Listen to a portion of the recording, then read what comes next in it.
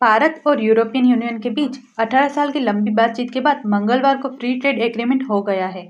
भारत और European union के नेताओं ने मंगलवार को सोलवें भारत ईयू समिट के दौरान इसका ऐलान किया।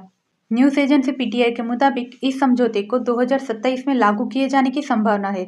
इस डील के बाद भारत में यूरोपीय कारें जैसे कि BMW, मर्सिडीज पर लगने वाले टैक्स को 110% से घटाकर 10% कर दिया जाएगा।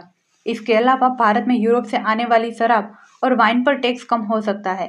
यूरोपीय देशों की शराब पर अभी 150% टैरिफ लगता है, इसे घटाकर 20 से 30% किया जाएगा।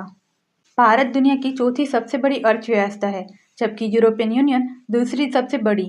दोनों मिलकर वैश्विक जीडीपी का करीब 25% और दुनिया के कुल व्यापार का लगभग 1/3 हिस्सा रखते हैं।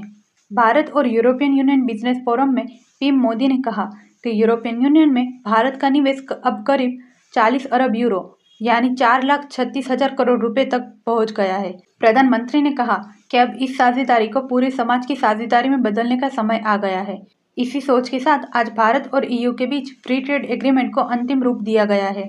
उन्होंने कहा कि इस समझौते से भारत के लेबर बेस्ड प्रोडक्ट्स को यूरोपीय मार्केट में आसानी से जगह मिलेगी।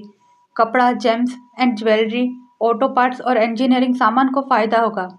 फल, सब्जियां, प्रोसेस्ड फूड और समुद्री उत्पादों के लिए भी नए मौके खुलेंगे, जिससे किसानों और मछुआरों को सीधा लाभ मिलेगा।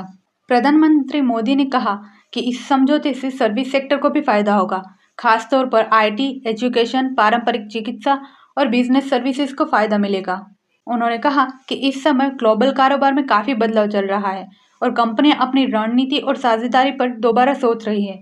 ऐसे समय में यह एफटीए कारोबार जगत के लिए एक साफ और सकारात्मक संदेश है।